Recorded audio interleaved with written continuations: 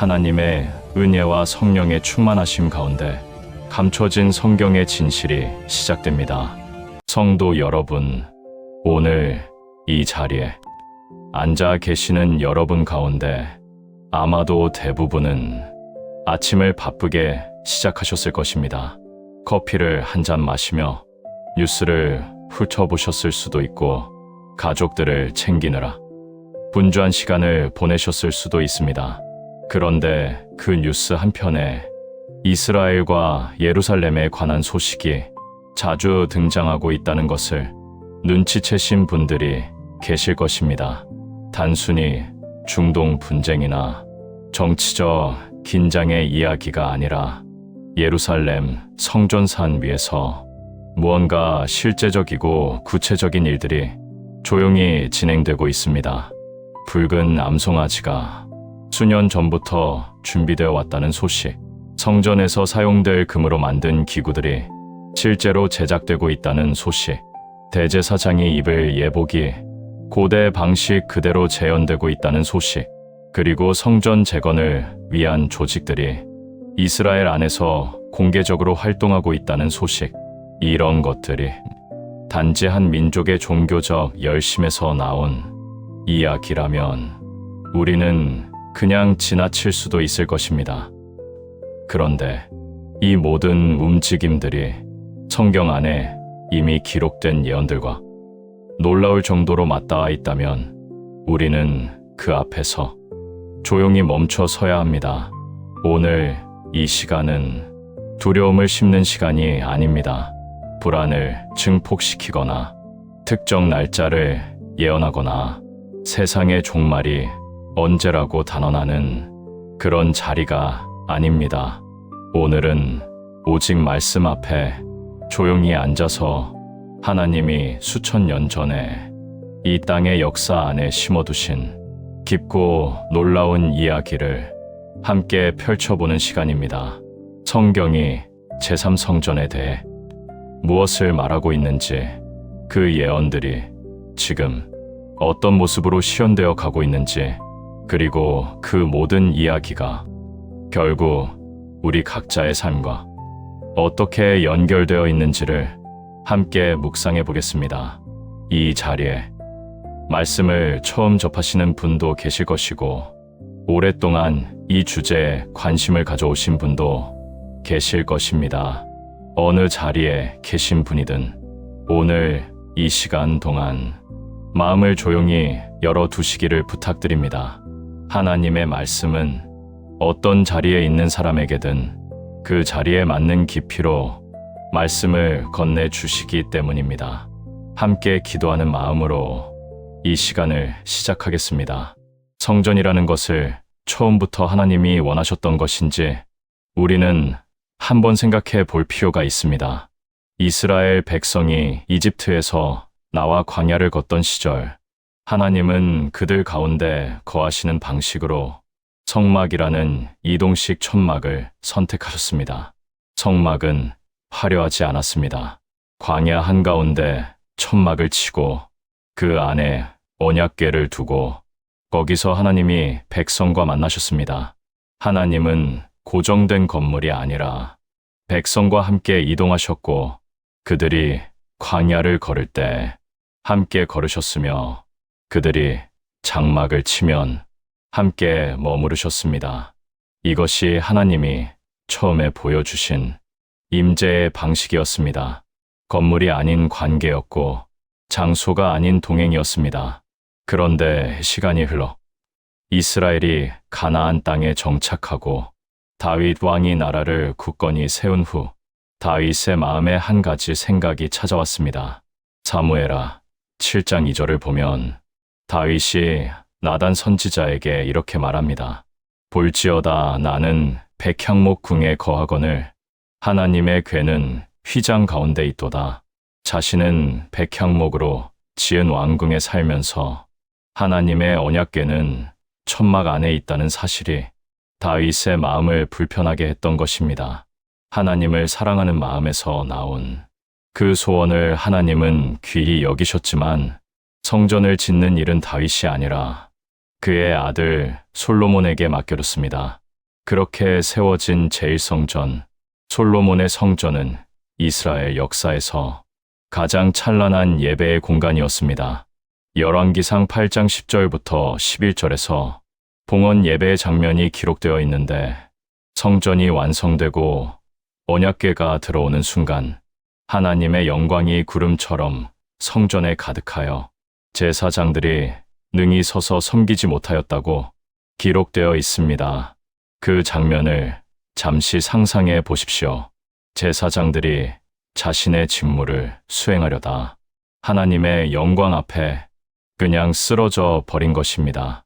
그것이 제1성전이 하나님의 임재로 가득 찼던 그 첫날의 모습이었습니다. 그런데 그 영광스러운 성전이 무너졌습니다.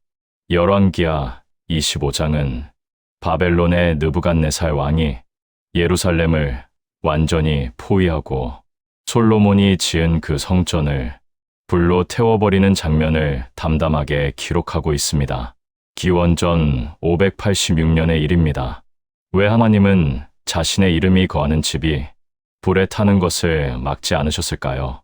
그 답을 찾으려면 성전이 무너지기 전에 어떤 일들이 있었는지를 먼저 살펴야 합니다. 에스겔서 10장을 보면 바벨론 군대가 예루살렘에 들어오기 훨씬 전에 하나님의 영광이 이미 성전을 떠나고 있는 장면이 기록되어 있습니다. 하나님의 영광이 먼저 성소를 떠나 성전 문지방으로 이동하고 다시 문지방을 떠나 성전 동쪽 문으로 나아가며 마침내 성읍을 떠나 동쪽 산으로 올라가는 그 느리고도 슬픈 장면이 에스겔의 눈에 포착된 것입니다. 건물이 먼저 무너진 것이 아니었습니다. 하나님의 임재가 먼저 그곳을 떠나셨고 그 이후에 바벨론 군대가 들어온 것입니다. 왜 하나님은 성전을 떠나셨을까요? 그것은 이스라엘이 하나님과의 언약을 저버렸기 때문입니다.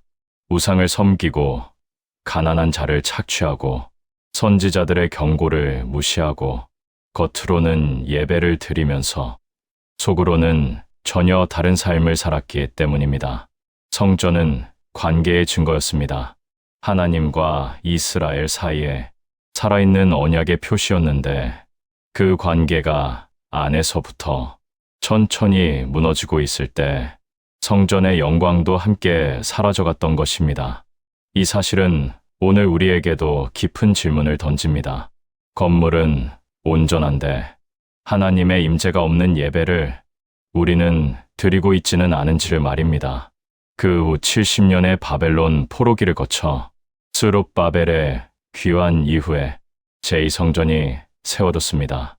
이 성전은 처음에는 제1성전의 영광에 훨씬 못 미치는 초라한 건물이었습니다. 학개서 2장 3절을 보면 돌아온 노인들이 옛날 솔로몬 성전을 기억하며 새로 지은 성전을 보고 소리내어 울었다고 기록되어 있습니다. 그러나 수백 년이 지나 헤롯 대왕이 대대적으로 성전을 증축하면서 그 성전은 당시 세계에서 가장 웅장한 건축물 가운데 하나가 되었습니다. 예수님의 제자들도 그 성전의 웅장함에 감탄하였습니다. 마태복음 24장 1절에서 제자들이 성전 건물들을 가리키며 예수님께 보여드릴 만큼 그 규모와 아름다움이 대단했습니다. 그런데 예수님은 그 찬란한 성전을 바라보시며 이렇게 말씀하셨습니다. 마태복음 24장 2절에서 너희가 이 모든 것을 보지 못하느냐? 내가 진실로 너희에게 이르노니 돌 하나도 돌 위에 남지 않고 다 무너뜨려지리라.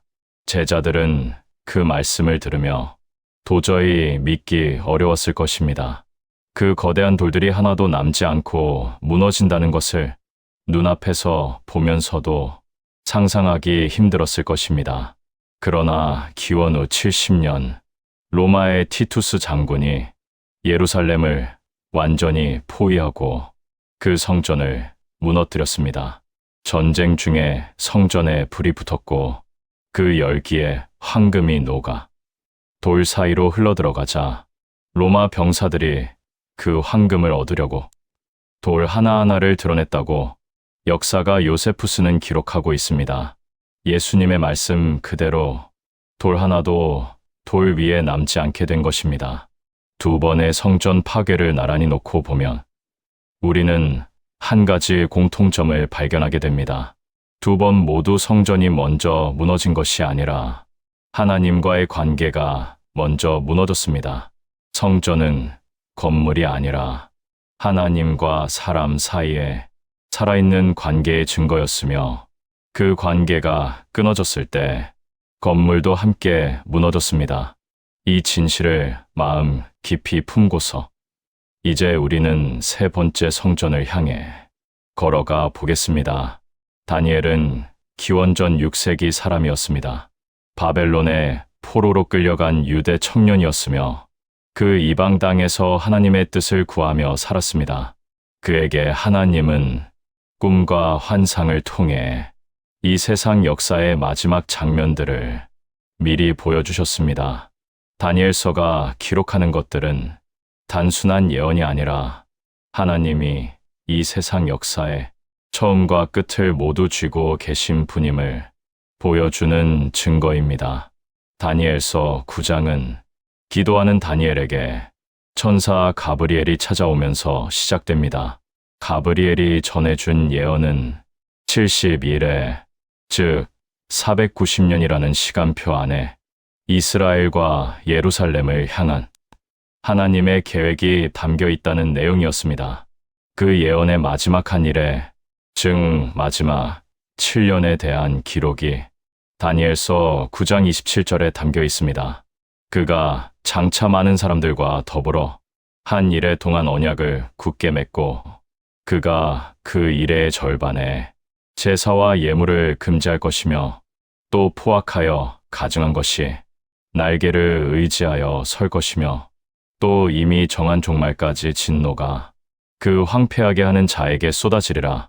이 본문에서 우리가 조용히 주목해야 할 표현은 제사와 예물을 금지한다는 부분입니다.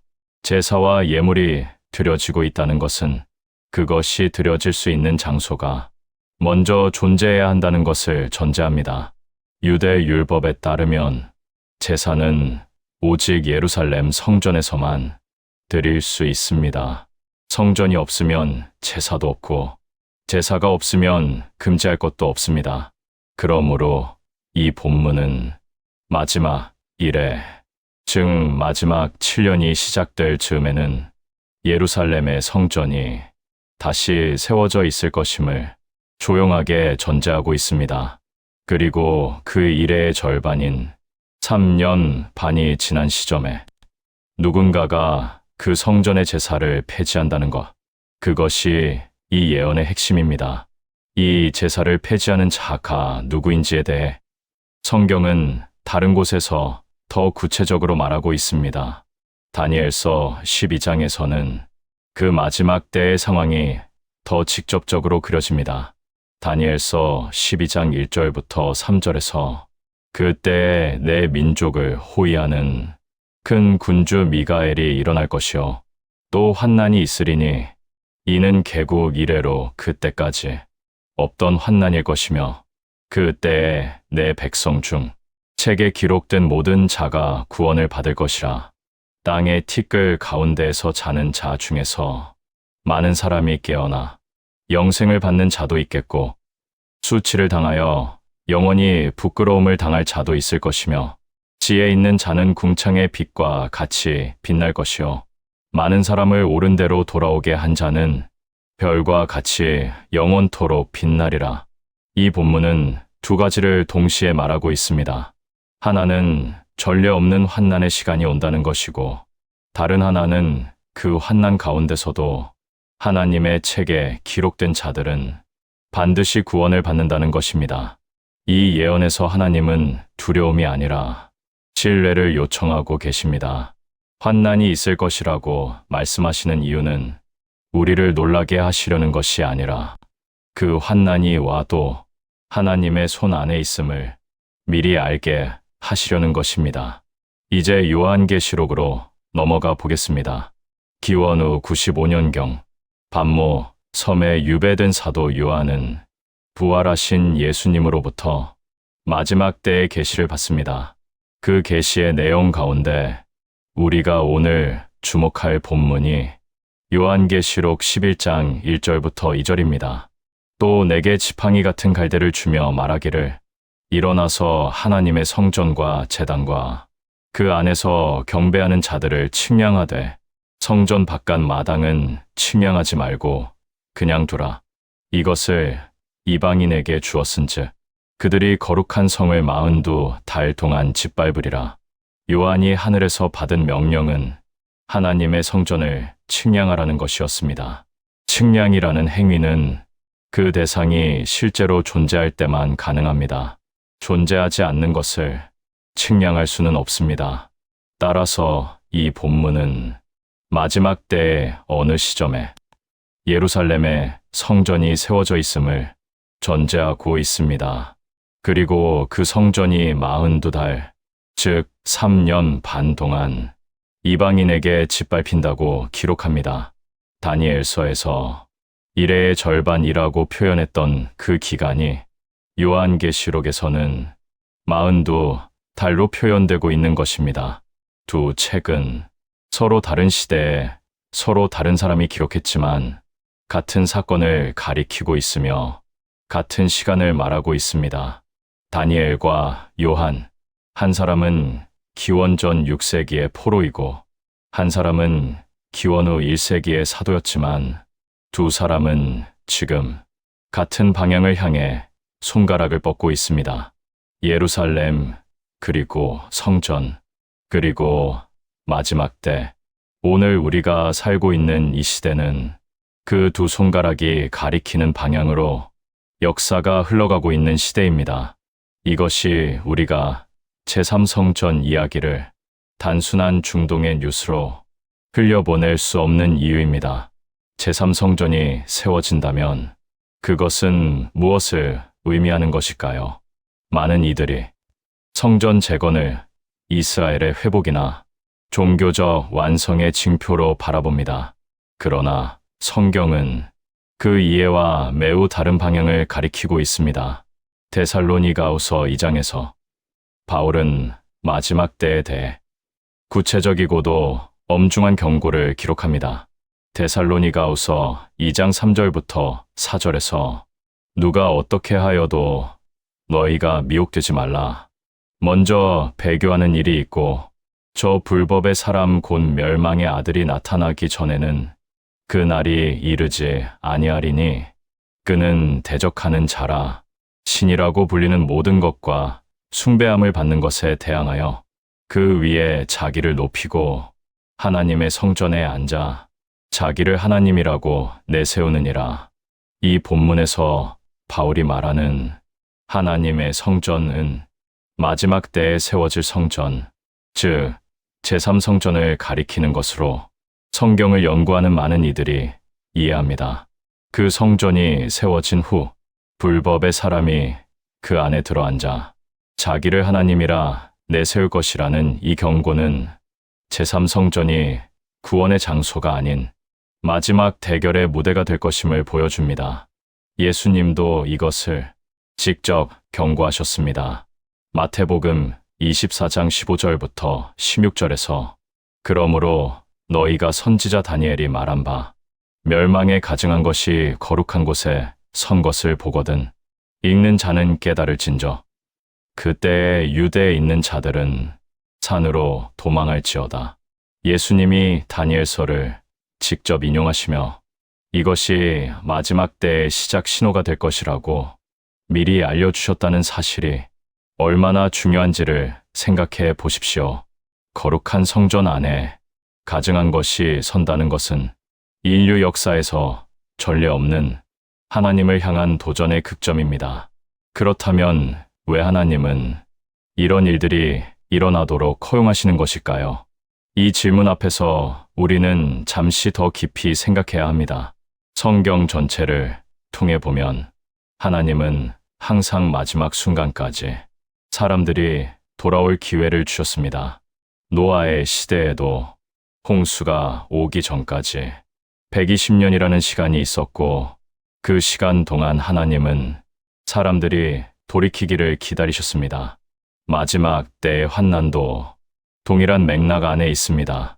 요한계시록 7장을 보면 마지막 때에 이스라엘의 각 지파에서 14만 4천 명이 봉인을 받고 셀 수 없는 큰 무리가 각 나라와 족속과 백성과 방언에서 나와 하나님 앞에 서는 장면이 기록되어 있습니다. 환난의 시간은 동시에 구원의 열매가 가장 풍성하게 거두어지는 시간이기도 한 것입니다. 하나님은 어둠이 깊어지는 그 시간을 버려두시는 것이 아니라 그 안에서도 일하고 계십니다. 에스겔서에서 우리가 한 가지 더 주목해야 할 것이 있습니다. 에스겔서 40장부터 48장까지는 에스겔이 환상 가운데 본 새로운 성전에 대한 기록입니다. 이 성전은 솔로몬의 성전보다 훨씬 크고 지금까지 이 땅에 세워진 어떤 성전과도 다른 모습을 하고 있습니다.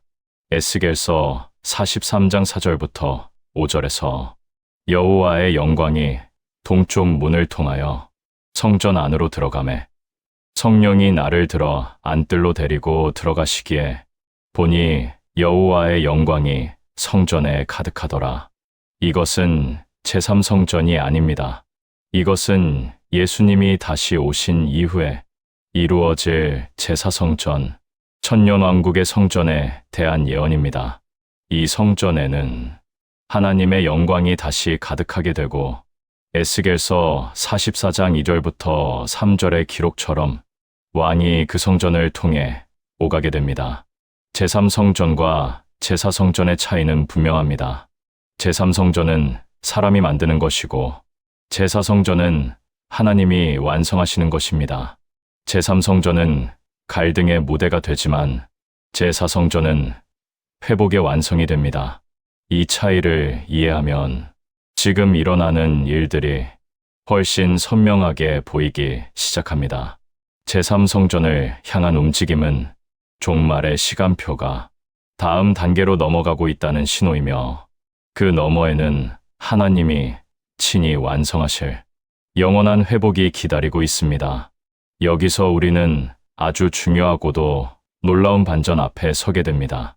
세상이 예루살렘에 돌로 쌓은 성전을 세우기 위해 분주하게 움직이고 있을 때 성경은 이미 2000년 전에 진짜 성전이 완성되었다고 말하고 있습니다. 요한복음 2장에 이 반전의 씨앗이 담겨 있습니다. 예수님이 예루살렘 성전에 오르셨을 때 그 안에서 소와 양과 비둘기 파는 사람들과 돈 바꾸는 상인들이 앉아 있는 것을 보시고 노끈으로 채찍을 만들어 그들을 모두 성전 밖으로 내쫓으신 사건이 있었습니다. 그 자리에서 유대인들이 예수님께 표적을 보이라고 요구했고 예수님은 이렇게 대답하셨습니다. 요한복음 2장 19절에서 이 성전을 헐라 내가 사흘 동안에 일으키리라. 그 말씀을 들은 유대인들은 몹시 당황하며 이 성전이 46년 동안에 지어졌는데 어떻게 사흘 만에 일으킬 수 있겠느냐고 반응했습니다. 그런데 요한은 그 사건을 기록한 후 이렇게 설명합니다. 요한복음 2장 21절에서 그러나 예수는 성전된 자기 육체를 가리켜 말씀하신 것이라. 예수님이 말씀하신 성전은 돌로 쌓은 건물이 아니었습니다. 예수님 자신이 성전이라고 선언하신 것입니다. 하나님과 사람이 만나는 곳, 죄가 용서받는 곳, 거룩한 임재가 머무는 곳, 그 모든 성전의 기능이 예수님의 몸 안에서 완성되었습니다. 그 성전은 십자가에서 무너졌고 사흘 만에 다시 세워졌습니다. 솔로몬의 성전이 바벨론에 의해 무너졌을 때 그것으로 이스라엘의 예배가 끝난 것이 아니었던 것처럼 예수님의 죽음이 하나님과 사람 사이의 만남을 끝낸 것이 아니라 오히려 그 만남을 완전히 새로운 방식으로 열어놓은 것이었습니다. 성전의 의미가 가장 완전하게 성취된 것은 예수님의 부활 안에서였습니다. 그리고 이 놀라운 진실은 한 걸음 더 나아갑니다. 고린도전서 3장 16절에서 바울은 이렇게 기록합니다. 너희는 너희가 하나님의 성전인 것과 하나님의 성령이 너희 안에 계시는 것을 알지 못하느냐. 예수님이 성전이셨고 부활하신 예수님이 성령을 통해 우리 안에 거하게 되었을 때 우리 자신이 하나님이 거하시는 성전이 된 것입니다. 이 선언이 얼마나 경이로운 것인지를 한번 천천히 생각해 보십시오. 이스라엘 백성이 광야를 걸을 때 하나님은 성막 안에 계셨습니다. 솔로몬이 성전을 지었을 때 하나님은 그 성전 안에 계셨습니다. 그런데 지금 예수님을 믿는 사람 안에 하나님의 성령이 거하신다는 것은 성전이 더 이상 특정한 장소에 국한된 것이 아니라 예수를 믿는 모든 사람의 삶 자체가 하나님이 거하시는 성전이 되었다는 선언입니다. 예루살렘에 가야만 하나님을 만날 수 있는 시대는 이미 끝났습니다. 요한복음 4장에서 예수님이 사마리아 여인에게 하신 말씀이 바로 이 진실을 담고 있습니다.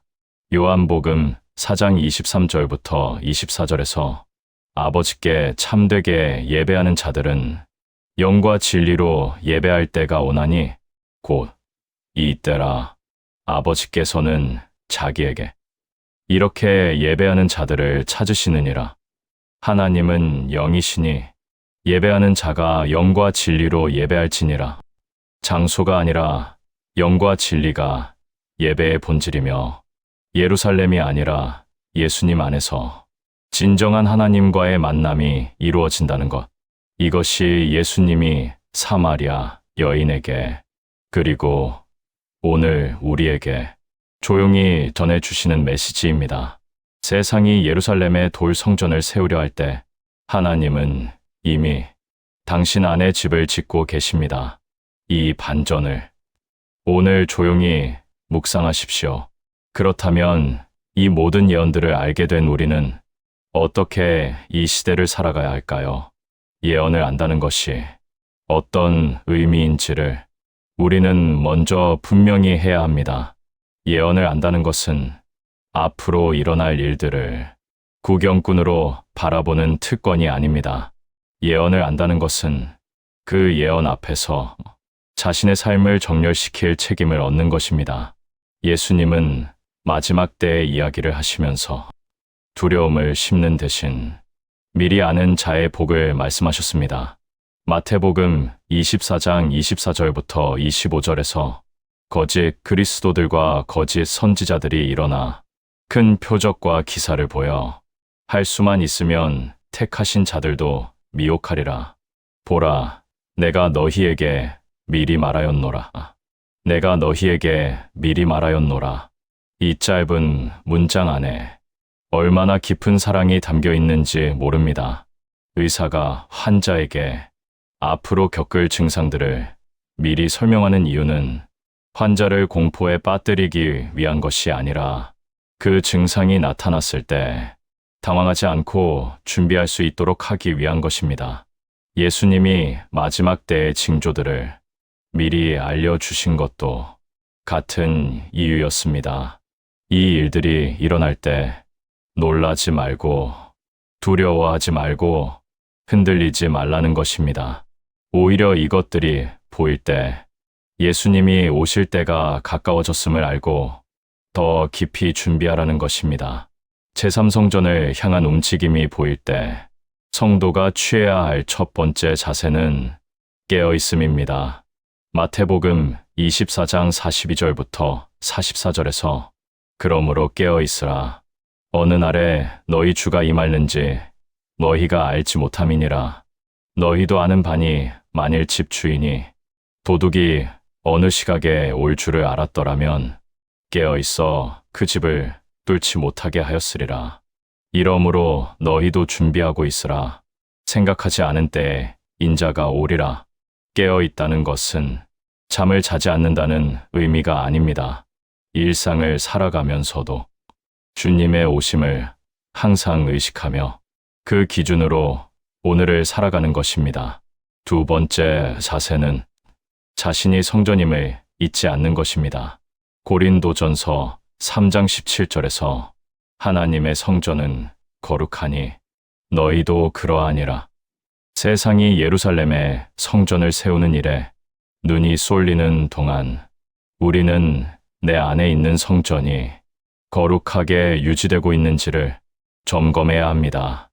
나의 생각이 하나님의 임재를 담기에 합당한지, 나의 말이 성전된 입에서 나오는 말인지, 나의 삶의 방식이 하나님이 기꺼이 거하실 만한 공간인지를 돌아봐야 합니다. 예배를 드리는 것, 기도하는 것, 이웃을 사랑하는 것, 정직하게 사는 것, 이 모든 것이 내 안의 성전을 살아있게 하는 일들입니다. 세 번째 자세는 이 시대를 소망으로 읽는 것입니다. 제3성전을 향한 움직임이 보일수록 예수님의 오심이 가까워지고 있다는 뜻이기도 합니다. 누가복음 21장 28절부터 29절에서 예수님은 이렇게 말씀하셨습니다. 이런 일이 되기를 시작하거든 일어나 머리를 들라. 너희 속량이 가까이 온 것이니라 하시더라. 이에 비유로 이르시되 무화과 나무와 모든 나무를 보라. 싹이 나면 너희가 보고 여름이 가까운 줄을 자연히 아나니 징조가 보일 때 고개를 숙이는 것이 아니라 머리를 들라고 하십니다. 우리의 속량이 가까워졌기 때문입니다. 이 시대의 흐름을 바라보며 두려움이 아닌 기대를 품는 것, 그것이 말씀 안에 서 있는 성도의 자세입니다.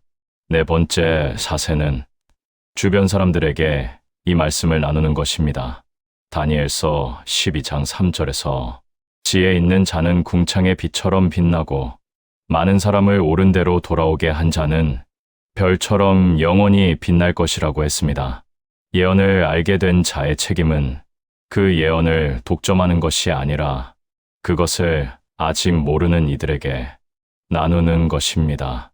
제1성전도, 제2성전도, 다니엘과 요한이 예언한 제3성전도, 그리고 에스겔이 본 천년왕국의 성전도, 이 모든 성전들이 공통적으로 가리키고 있는 단 한 분이 계십니다.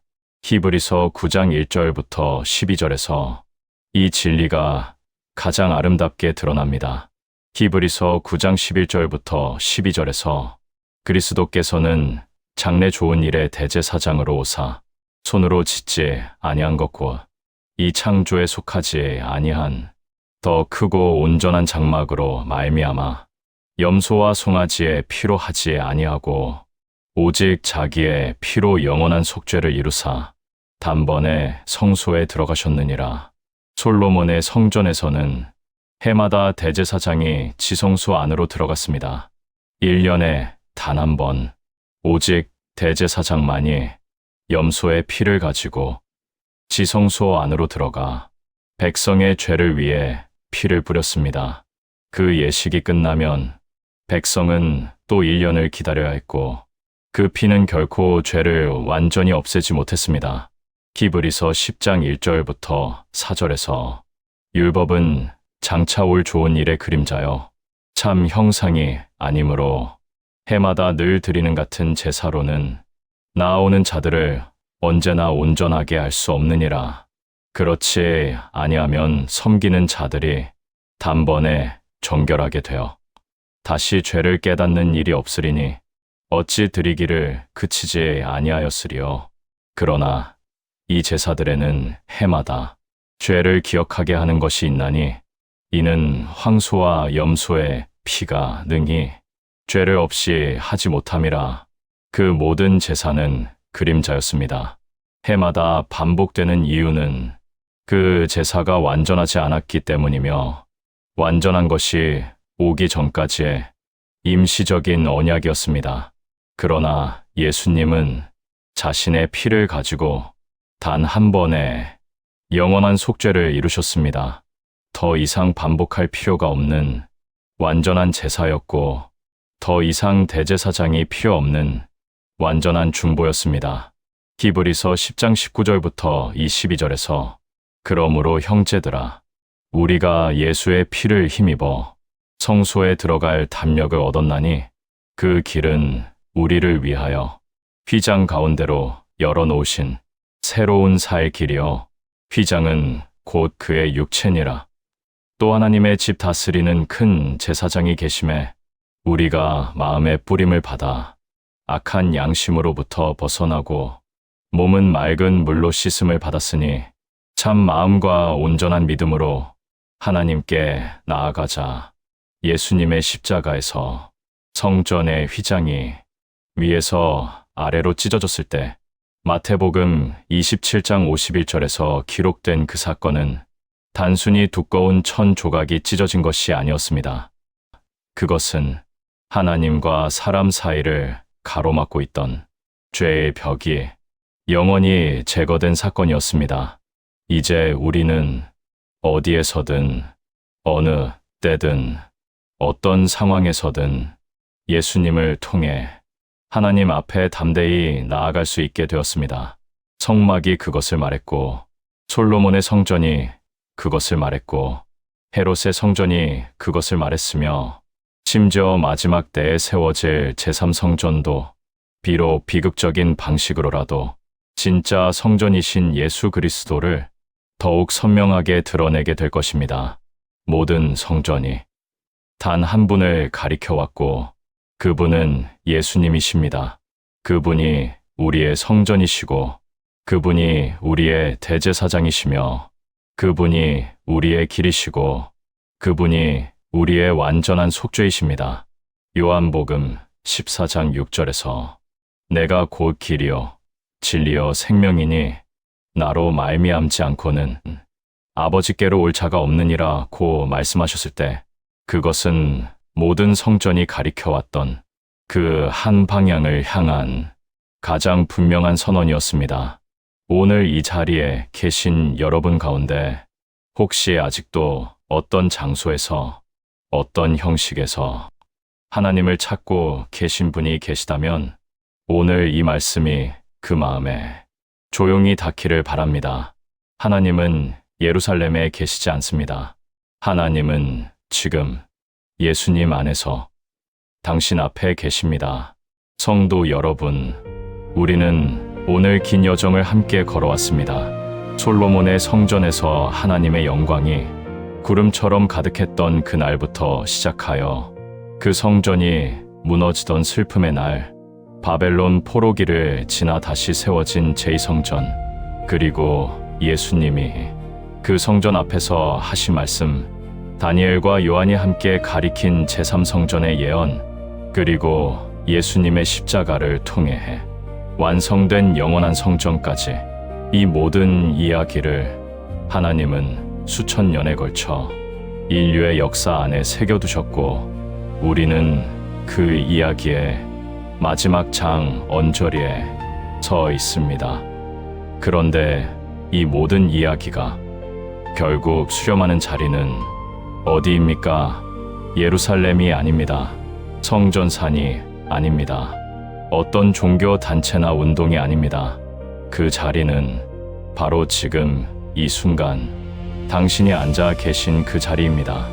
요한계시록 3장 20절에서 부활하신 주님은 이렇게 말씀하십니다. 볼지어다 내가 문 밖에 서서 두드리노니 누구든지 내 음성을 듣고 문을 열면 내가 그에게로 들어가 그와 더불어 먹고 그는 나와 더불어 먹으리라. 이 말씀을 받은 교회는 라오디게아 교회였습니다. 믿는다고 말하는 사람들의 교회, 예배당에 모이는 사람들의 교회.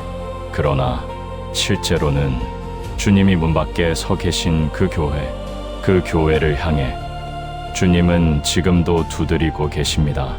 이 말씀이 오늘 우리에게 무엇을 물어오고 있는지를 생각해 보십시오.